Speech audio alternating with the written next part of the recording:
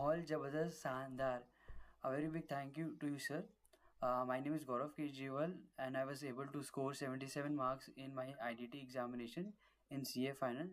जब मैं क्लासेस लेने का देख रहा था, मैं सोच रहा था कि क्लासेस की जगह मैं यूट्यूब से कर लेता हूँ कोई ना कोई सर का.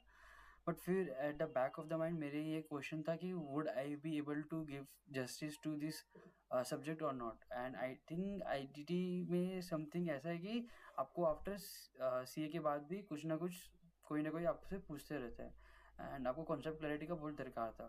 सो फिर मेरे फ्रेंड ने सजेस्ट किया कि तुम यशवंत मंगल का क्लासेस ले लो. एंड इंडीड जब मैं क्लासेस लिया कॉन्सेप्ट क्लैरिटी एकदम अच्छे से जब मुझे समझ में आया एंड जैसा सर ने बताया मैंने वैसे फॉलोअप किया. एंड मीन्स क्या बोलूँ कि मुझे लाइक मार्क्स देख के समझ में आ जाएगा कि आप लोगों को कि like it was like the best to be honest. And also sir का एक और चीज़ अच्छा था जैसे कि उन्होंने जो ईमेल आईडी दिया था एंड उसमें अगर आपको कुछ भी डाउट्स है तो आप उसमें दे सकते हो. विद इन 1 और 2 days डाउट सॉल्विंग का सर खुद ही सॉल्व कर देते थे. डाउट्स आपको जो भी था, डाउट्स नहीं होते थे बट फिर भी कोई डाउट्स होता था सर सॉल्व कर देते थे through that mail. So it was very quick and I was able to do it. और also the best मुझे लगा सर का support. Thank you so much.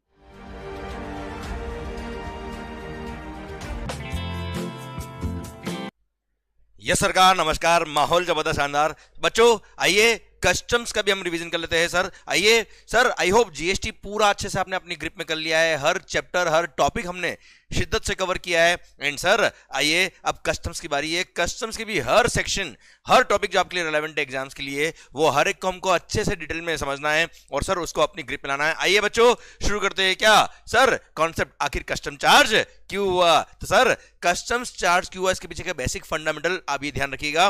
Custom charge क्यों हुआ? इंपोर्टेड गुड्स पे कस्टम क्यों लगा है? To equalize the imported goods with the domestic goods custom charge हुआ है. डोमेस्टिक गुड्स की वैल्यू सपोज रुपीज 1000 रुपी और इंपोर्टेड गुड्स की वैल्यू कितनी है? 800 रुपी. तो सर ऐसे केस में उस डोमेस्टिक गुड्स को 1000 में कौन खरीदेगा अगर इंपोर्टेड गुड्स 800 में आएगी? तो इसलिए गवर्नमेंट ने क्या किया, 200 रुपए के लगभग बराबर गवर्नमेंट ने क्या कर दिया, कस्टम चार्ज कर दिया, so that imported goods become equivalent to domestic goods, so that domestic goods hamper नहीं हो. एंड सर डोमेस्टिक मार्केट में उन गुड्स का इक्वल कंपटीशन हो, फिर कस्टमर की चॉइस है कौन सा गुड्स उसको खरीदने का है. क्लियर? सो बेसिक फंडामेंटल आप माइंड में रखिएगा. क्या कस्टम चार्ज क्यों हुआ? To equalize the imported goods with the domestic goods custom charge हुआ है. आइए बच्चों सर अब हम शुरू करते हैं. क्या टाइप्स ऑफ कस्टम्स ड्यूटीज. सबसे पहला सर कस्टम टैरिफ एक्ट पढ़ रहे हैं हम, क्योंकि टाइप्स ऑफ कस्टम ड्यूटी के लिए कस्टम्स टैरिफ एक्ट ने बताया कि किस रेट से कस्टम लगेगा. सर सेक्शन नंबर 12 जो चार्जिंग सेक्शन है कस्टम्स एक्ट का, कस्टम्स एक्ट 1962 का चार्जिंग सेक्शन बोलता है कि custom duties will be levied on import of goods and export of goods from India and it shall be levied as per customs tariff act. तो custom tariff act को वहां से link किया हुआ charging section से. और custom tariff act का section number 2 बोलता है क्या, इंपोर्ट ऑफ गुड्स के लिए हमने शेड्यूल नंबर 1 दे रखा है एंड एक्सपोर्ट ऑफ गुड्स के लिए हमने शेड्यूल नंबर 2 दे रखा है, जिसमें respective goods wise rate of tax rate of custom duty दे रखा है, उतना कस्टम लगेगा on import and export of respective goods. अच्छा नॉलेज के लिए प्रैक्टिकली एक्सपोर्ट ऑफ गुड्स में बहुत रेयर कुछ गुड्स है जिनके एक्सपोर्ट पे कस्टम लगता है, क्योंकि government want to promote the exports and do not want to demotivate the exports. इसलिए प्रैक्टिकली जिन गुड्स को प्रमोट नहीं करना है केवल वही गुड्स कवर है शेड्यूल नंबर 2 में. Otherwise sir import of goods में सारी गुड्स इंपोर्टेड सारी गुड्स ऑफ इंपोर्ट सारी गुड्स के इंपोर्ट पे कस्टम लगता है एज पर शेड्यूल नंबर 1. अच्छा कौन कौन सी गुड्स शेड्यूल 1 में कवर है, कौन कौन सी गुड्स शेड्यूल 2 में कवर है, आपको याद करने की जरूरत नहीं है. अब सर जो भी गुड्स आपने इंपोर्ट किया उस पर कस्टम लगेगा. अब कस्टम से कौन कौन सी ड्यूटीज लगती है, तो बेसिक कस्टम ड्यूटी लग गया एज पर शेड्यूल नंबर 1 और शेड्यूल नंबर 2. क्लियर? अब सर गवर्नमेंट ने कुछ एडिशनल ड्यूटीज भी चार्ज करी है अगर कोई गुड्स आउट ऑफ इंडिया से इंडिया में आ रहा है, और अगर जब वो गुड्स इंडिया में ही बनता और इंडिया में ही बन के अगर इंडिया में हम सेल करते तो उस पर जीएसटी लगता. तो जो गुड्स इंडिया में इंपोर्ट हो रहा है उस पर कस्टम तो लगा दिया, पर कस्टम के साथ में जीएसटी भी लगेगा. So in this case IGST will be levied on import of goods, क्योंकि आउट ऑफ इंडिया से गुड्स अब इंडिया में आता है उसको इंटरस्टेट सप्लाई के इसको में कवर करते हैं. एंड सर यहां पर कस्टम्स टैरिफ एक्ट के अकॉर्डिंग सेक्शन नंबर 3 सबसेक्शन 7 के अकॉर्डिंग सर उस पे IGST will be levied. And sir ध्यान रखिएगा इंपोर्ट ऑफ गुड्स पर एक एडिशनल ड्यूटी लगा दी in the name of 37 IGST लगेगा.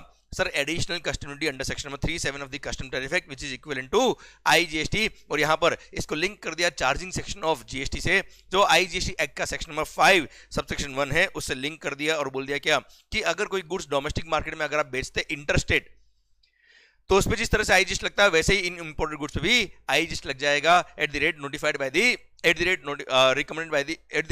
The government on the recommendation of the GST council but not more then 40% of the value of the goods. हाँ है ना भाई, क्लियर। और सर इंपोर्ट ऑफ गुड्स पर custom के साथ में IGST लगेगा। अच्छा हाँ, इंडिया में अगर उस गुड्स पे IGST नहीं लगता, GST नहीं लगता, तो इस पे भी नहीं लगेगा बेटा। क्लियर, ये नॉर्मल बात है बेटा। आइए सर अब किस वैल्यू पे लगेगा 37, किस वैल्यू पे लगेगा? तो सर वो बोल दिया सेक्शन नंबर 38 और 38A के हिसाब से वैल्यू निकालिए, whichever is higher shall be the value of goods for the purpose of charging 37। तो सर 37 किस पे लगेगा? 38 बोलता है क्या, value of goods for the purpose of customs. Section 14.1 या 14.2, 14.2 है टैरिफ वैल्यू और नॉर्मल 14.1 कहता है एज पर ट्रांजेक्शन वैल्यू, जो हम पढ़ेंगे वैल्यूएशन चैप्टर के अंदर। तो सर एज पर कस्टम्स जो वैल्यू आ रहा है वो add all types of custom duties except 37 and 39। 39 क्या है? GST cess. तो सर एक्सेप्ट 37 39 सारी कस्टम ऐड कर दीजिए, जो टोटल अमाउंट आएगा that will be the value for the purpose of 37। पर अगर किसी और लॉ में कोई और भी ड्यूटीज लगती है, कोई और भी टैक्स या सेस लगता है, वो भी ऐड कर दीजिए, उसके बाद जो वैल्यू आएगी वो 37 के लिए होगी। मतलब जैसे सोशल वेलफेयर सरचार्ज वो भी ऐड कर दो सर, उसके बाद जो अमाउंट आएगा that will be value for the purpose of 37। तो sir value as per customs all types of custom duty except 37 39 and any other sum payable under any other law for the timing in force, ये जो amount आएगा that is the value for the purpose of 37। और हाँ ध्यान रखना 38A बोलता है क्या, अगर कोई गुड्स को आपने इंपोर्ट करके कस्टम बॉन्डेड वेयरहाउस में स्टोर करवाया है और उन गुड्स को वेयरहाउस के अंदर आपने किसी को बेचा है, तो जिस प्राइस में बेचा that is the value for the purpose of 38A।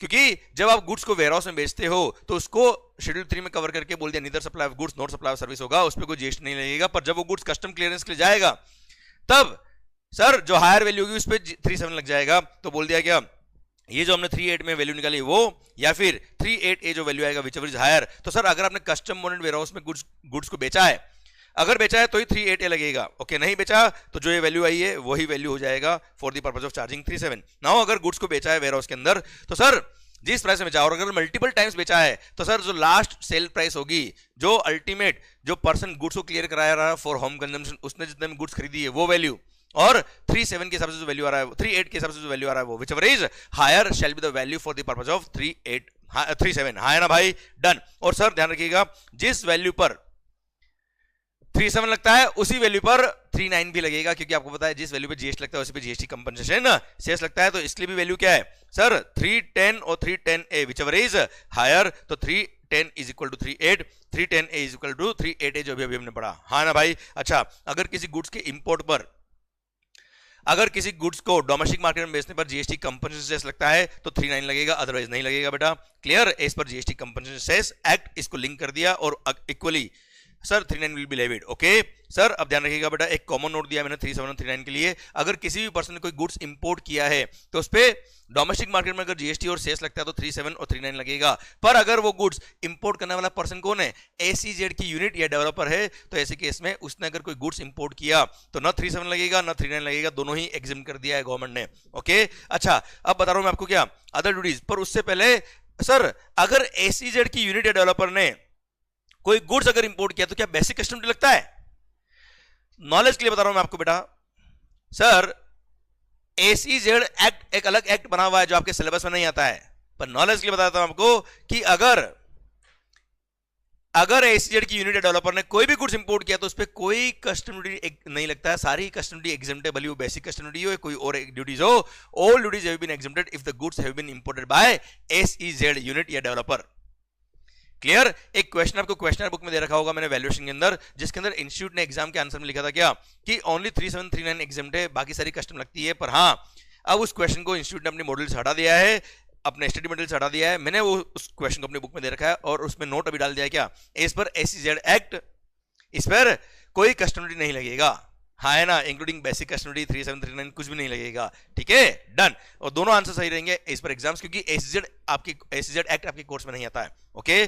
तो आप केवल 3739 एग्जाम करना, बाकी ड्यूटीज लगाएंगे तो भी आंसर सही है, बाकी ड्यूटीज नहीं लगाएंगे तो भी आंसर सही है इस पर एग्जाम्स, ओके। पर बेटर क्या है, आप कोई भी ड्यूटी मत लगाना, ओके बच्चों। और लिख के आना as per SEZ act no custom duty is chargeable on import of goods by a unit of SEZ और अ डेवलपर ऑफ SEZ, ठीक है। चलिए आइए बच्चों 3.1 सर अगर किसी गुड्स के मैन्युफैक्चर करने पे इंडिया में अगर एक्साइज लगता है तो सर उसी गुड्स को अगर आपने इंपोर्ट किया तो उस पर क्या लगेगा sir CVD countervailing duty under section number 3(1) which is equivalent to excise duty under GST, excise duty in India.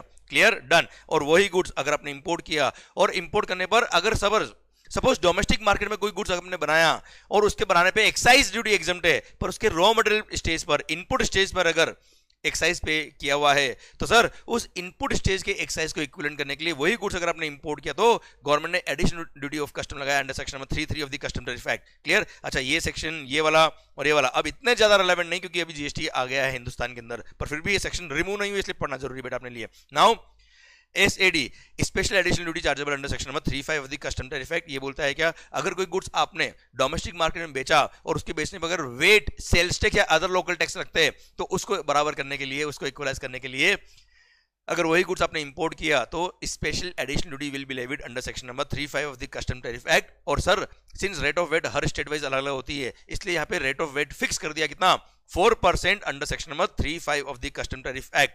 Clear, done. हाँ जी, जैसे भाई लिकर हो गया, डीजल पेट्रोल वगैरह हो गए, इन पे तो अभी भी एक्साइज वेट लगते हैं ना यार, इसलिए 3(1), 3(3), 3(5) रिलेवेंट है, इसलिए हटाया नहीं सेक्शंस। ओके, चलिए मालिक। सर सोशल वेलफेयर सरचार्ज, अगर कोई भी गुड्स आपने इंपोर्ट किया तो गवर्नमेंट ने क्या किया sir, to provide and finance education health and social security, एक एडिशनल सेस लगा दिया through finance act 2018 under section 110, और बोल दिया क्या कि सर इंपोर्टेड गुड्स पर जो कस्टम ड्यूटी लग रहा है, जो कस्टम ड्यूटी लग रहा है, बेसिक कस्टम ड्यूटी, ध्यान रखिएगा, बेसिक कस्टम ड्यूटी, उस पर 10% और लग जाएगा क्या, सोशल वेलफेयर सरचार्ज। सर पर ध्यान रखिएगा, एक्सपोर्ट पर सोशल वेलफेयर सरचार्ज नहीं लगता है, ओनली ऑन इंपोर्ट गुड्स लगता है। SWS is not levied on exports. और हाँ, कितना लगता है, 10% ऑफ द ड्यूटी, वैल्यू नहीं ड्यूटी। अच्छा, ड्यूटी अगर एग्जेम्प्टेड है तो ऑब्वियसली कस्टम ड्यूटी का 10%, जीरो अगर कस्टम ड्यूटी तो ये भी कितना आएगा, नील आएगा, वहां पे कोई नोशनल वैल्यू नहीं लेने का बेटा।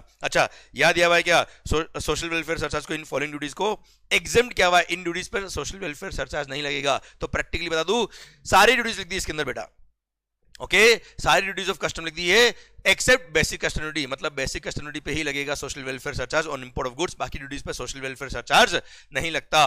क्लियर। और ध्यान रखिएगा 3739 के पर्पस के लिए सोशल वेलफेयर सरचार्ज ऐड कर देना, उसके बाद जो वैल्यू आएगी उस पे लगेगा 37 एंड 39। आइए बच्चों, agriculture infrastructure and development cess, ये गवर्नमेंट ने इंपोर्ट ऑफ गुड्स पर एडिशनल ड्यूटीज लगाई है, पर सर ये आपके सिलेबस में नहीं आती है, इसलिए आपको पढ़ने की जरूरत नहीं, जस्ट नॉलेज के लिए बता रहा हूं कि to promote the agricultural infrastructure, और उसको डेवलप करने के लिए, उस फील्ड को, एग्रीकल्चर के फील्ड को डेवलप करने के लिए एडिशनल ड्यूटी लगाई गवर्नमेंट ने ऑन वैल्यू ऑफ गुड्स, पर आपके सिलेबस में नहीं आता, आपको पढ़ने की जरूरत नहीं बच्चों।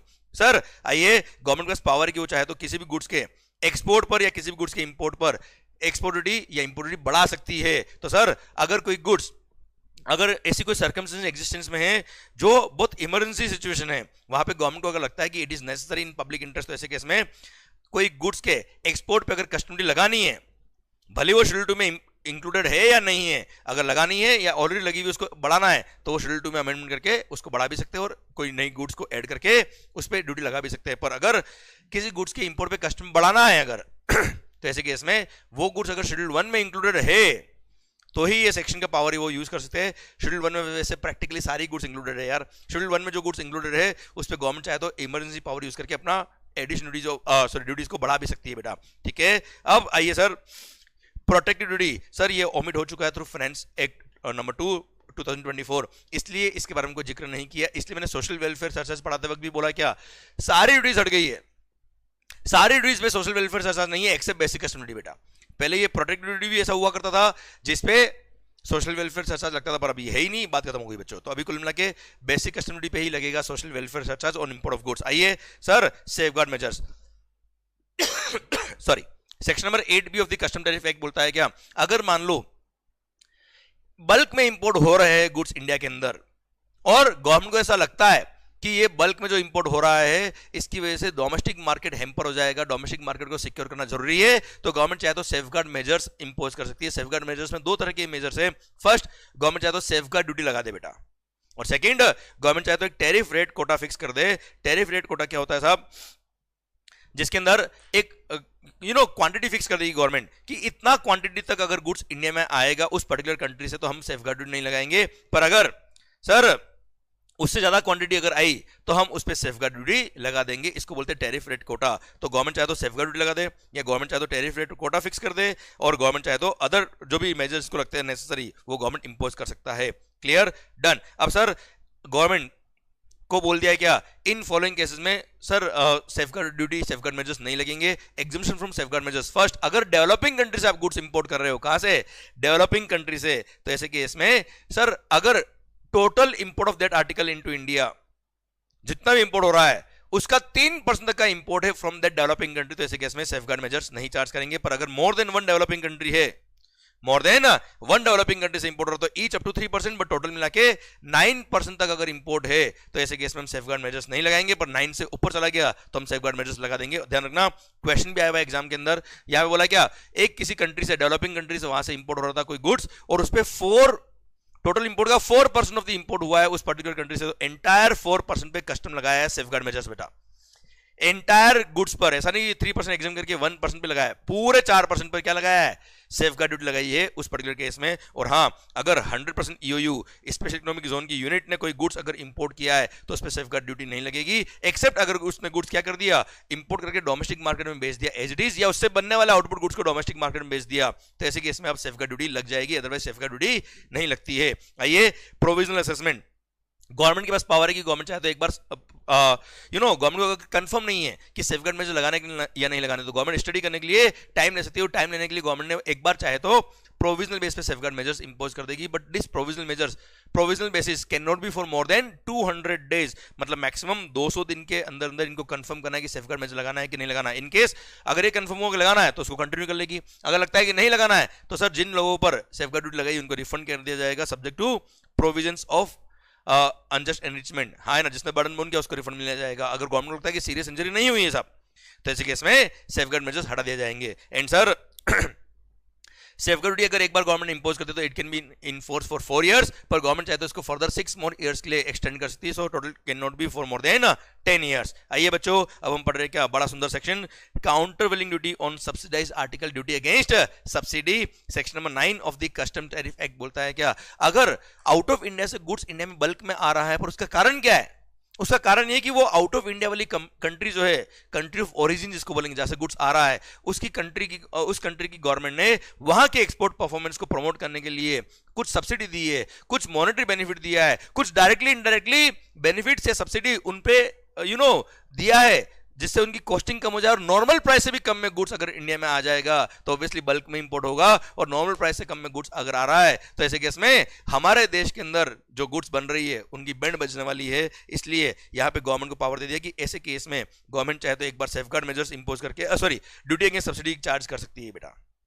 क्लियर? तो सर ये कब होगा, अब सुनिएगा, फंडा समझ में आ गया।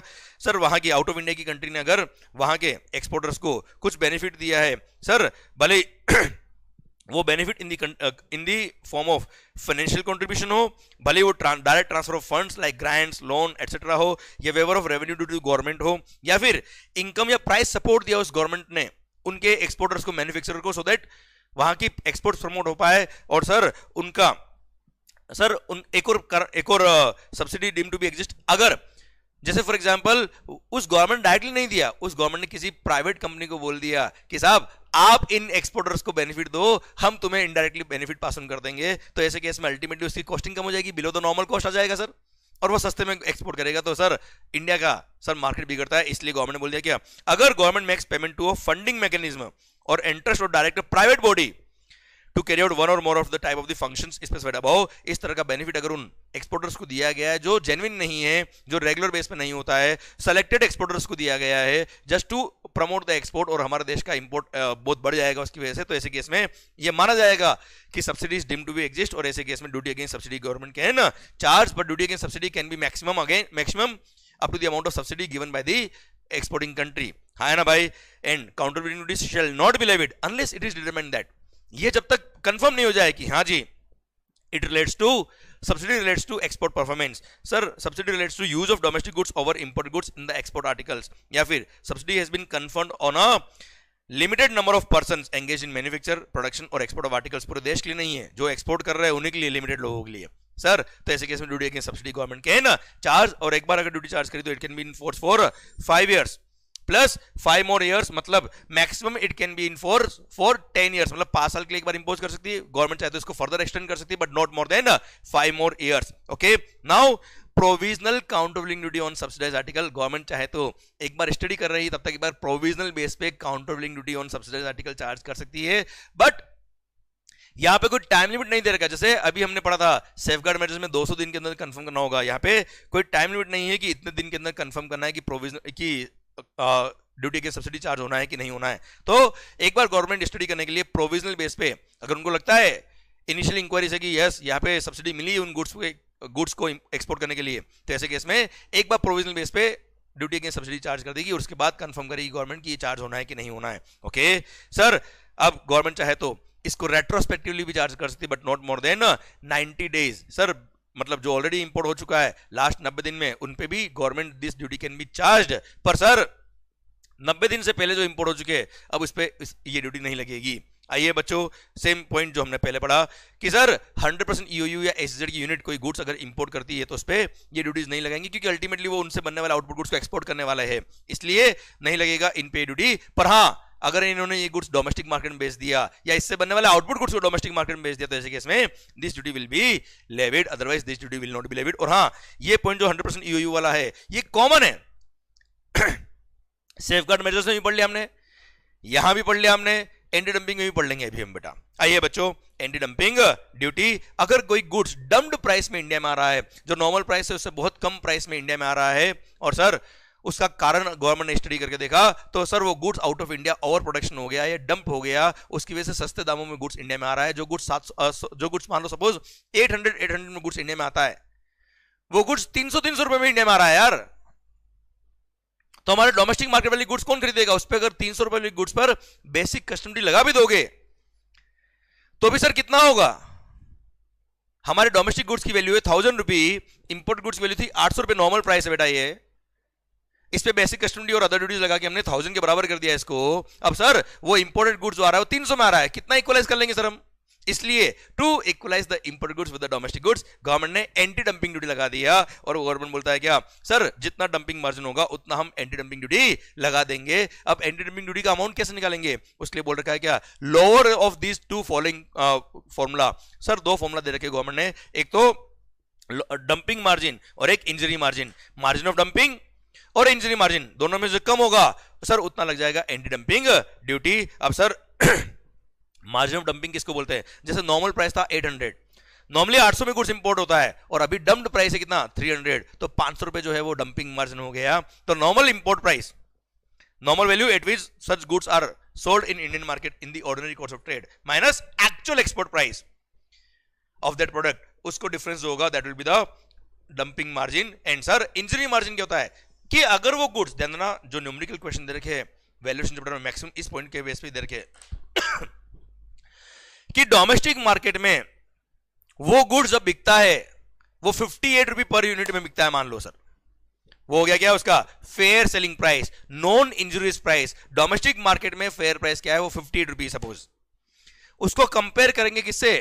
Landed value of the goods से. लैंडेड वैल्यू मतलब जो प्राइस में इंपोर्ट हुआ उस पे all types of custom add कर दीजिए, मतलब बेसिक कस्टम ड्यूटी ऐड कर दीजिए सर, पर उस पे सीवीडी, एसडी और स्पेशल ड्यूटीज 3739 वगैरह ऐड मत करना, बेसिक कस्टम ड्यूटी और सोशल वेलफेयर सरचार्ज ऐड कर देना. जो वैल्यू आएगी वो बोलते हैं क्या, लैंडेड वैल्यू.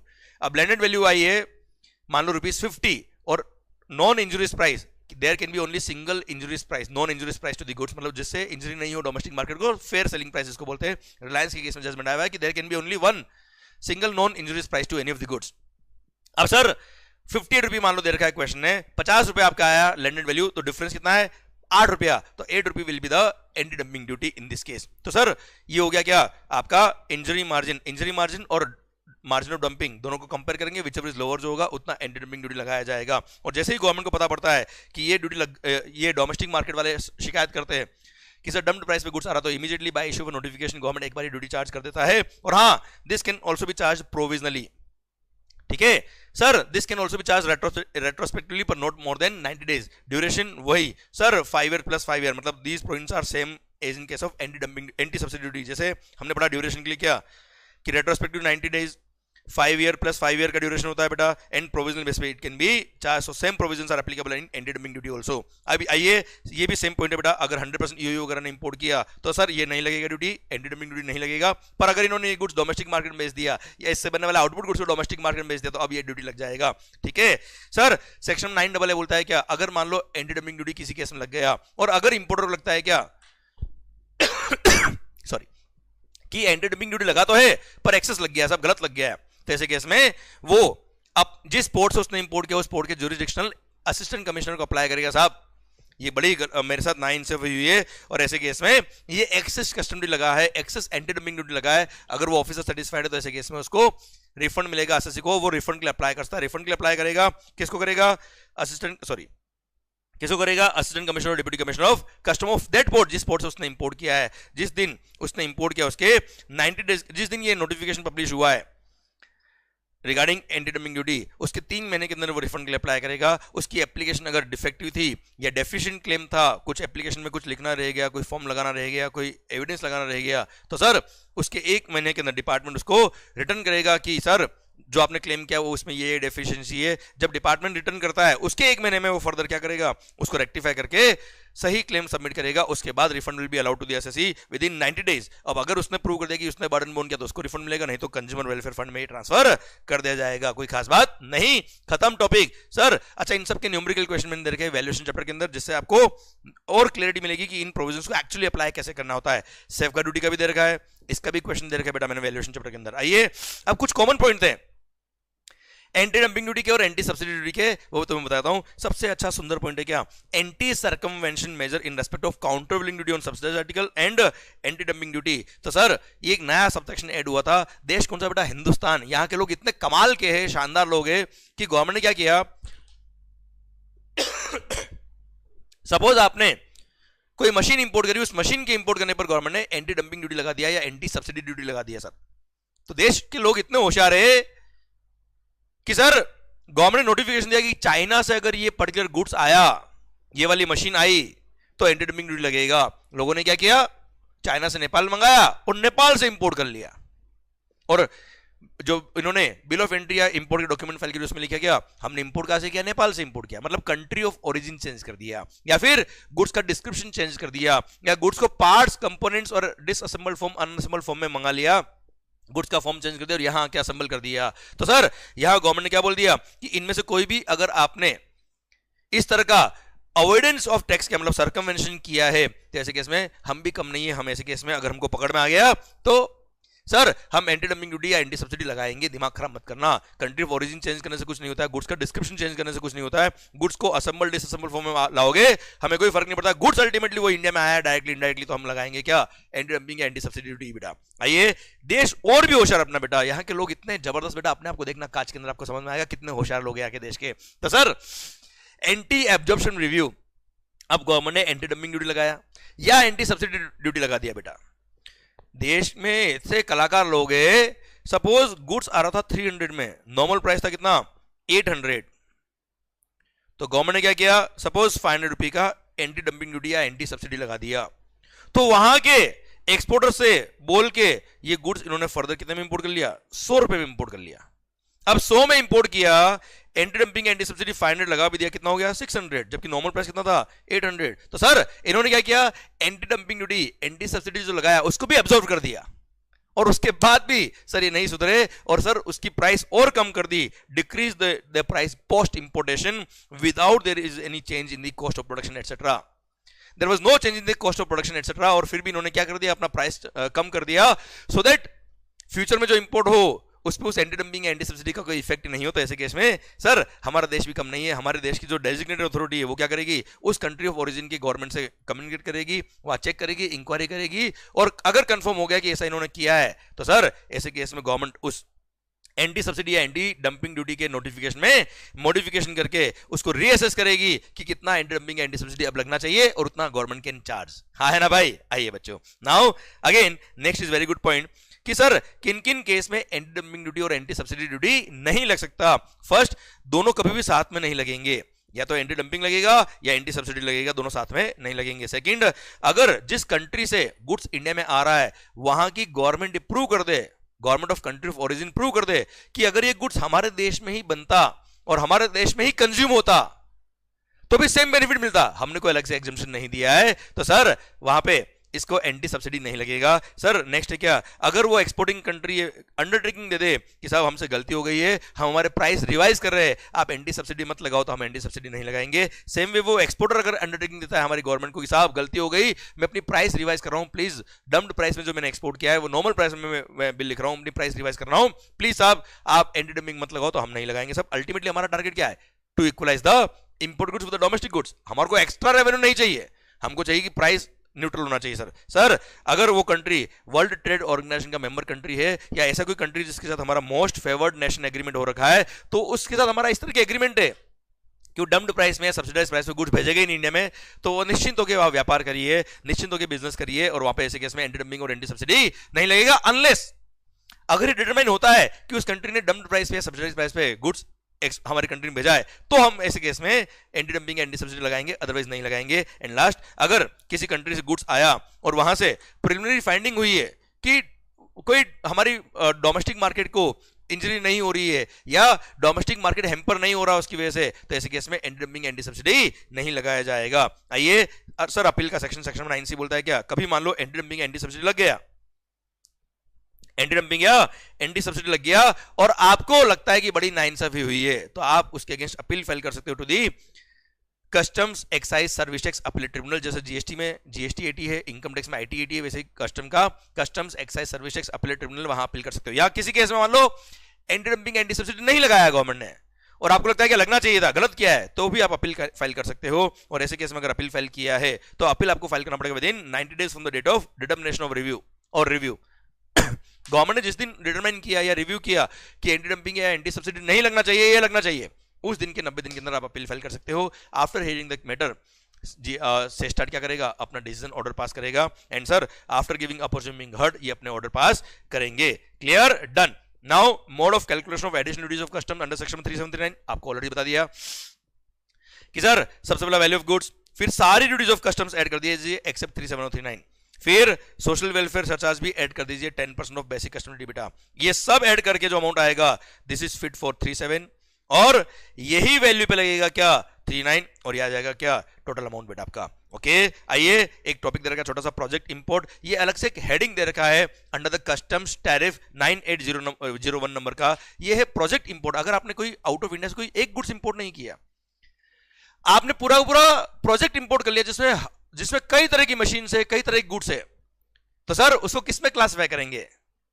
आपने 100 करोड़ का एक पूरा प्रोजेक्ट इंपोर्ट कर लिया, उसको किस में क्लासिफाई करेंगे? इसलिए अलग से हेडिंग दिया अंडर टैरिफ 9801 नंबर का हेडिंग प्रोजेक्ट इंपोर्ट नाम से। इसमें सारी machine, instrument, apparatus, appliances for research and development purposes, components of raw materials required for manufacture of aforesaid items etcetera, ये सब कवर है sir. Initial setting up of the project के लिए sir जो भी गुड्स चाहिए वो सब कवर है। प्लस मान लो नया प्रोजेक्ट इंपोर्ट नहीं किया, आपका प्रोजेक्ट ऑलरेडी इंडिया में था, उसका सब्सटेंशियल एक्सपांशन करने के लिए आपने कोई गुड्स इंपोर्ट किए, वो भी प्रोजेक्ट इंपोर्ट की कैटेगरी में आएंगे। और सर सब्सटेंशियल एक्सपांशन तभी बोलेंगे जब आपकी इंस्टॉल्ड कैपेसिटी में मोर देन 25% सर इंक्रीमेंट हो रहा है, तो उसको बोलेंगे सब्सटेंशियल एक्सपांशन। और ऐसे केस में वो भी प्रोजेक्ट इंपोर्ट के बेनिफिट के लिए एलिजिबल होगा। और अगर आपने प्रोजेक्ट इंपोर्ट में सर प्रोजेक्ट इंपोर्ट में जो भी गुड्स इंपोर्ट करी, साथ में अपने स्पेयर पार्ट्स भी इंपोर्ट किए, तो स्पेयर पार्ट्स की value should not be more than 10% of the total value of the goods imported. तो ऐसे केस में स्पेयर पार्ट्स को भी प्रोजेक्ट इंपोर्ट की कैटेगरी में क्लासिफाई कर देंगे। और प्रोजेक्ट इंपोर्ट में क्लासिफाई अगर हो गया तो प्रोजेक्ट इंपोर्ट में बहुत ही कंसेशनल रेट से कस्टम लगता है ताकि इंडिया में एम्प्लॉयमेंट बढ़े, इंडिया में बिजनेस बढ़े बेटा। सर एलिजिबल प्रोजेक्ट कौन से? लगभग वो सारे ही sir, industrial plants, irrigation, power, mining project, oil and other mineral exploration projects and other projects which may be notified by the government sir, and there is no minimum investment criteria for the purpose of classification of project import। तो sir ऐसा नहीं है कि minimum 100 crore का project होना चाहिए, छोटा project हुआ वो भी कवर है इसके अंदर। there is no minimum investment criteria to be classified under project import. Clear? एक छोटा सा टॉपिक था आपके हेडिंग के लिए। आपकी नॉलेज के लिए बेटा। इसी के साथ भारत माता की जय, इसी के साथ टॉपिक ये चैप्टर खत्म होता है। अब आई होप ये टाइप स्टडीज भी आपको समझ में आ गया, आई होप ये आपके एंड पे रिवीजन हो गया। माहौल जबरदस्त शानदार, do share with your friends so that सबका रिवीजन अच्छे से हो जाए एंड अपना पूरा कॉन्सेंट्रेशन से आप रिवीजन करिए। मैंने इन लेक्चर्स में कहीं कोई मोनेटाइजेशन नहीं कर रखा है, कोई रेवेन्यू बेनिफिट के लिए नहीं किया है। आपका अल्टीमेटली बेनिफिट होना चाहिए, क्योंकि अल्टीमेटली जो भी मैं हूं, जितना भी मैं हूं, आपकी वजह से हूं। ऑल द बेस्ट गाइस, मस्त होके बढ़े, खुश होके बढ़े एंड माहौल बनाइए अपनी जिंदगी के अंदर। Thank you so much, love you lot, take care, bye bye.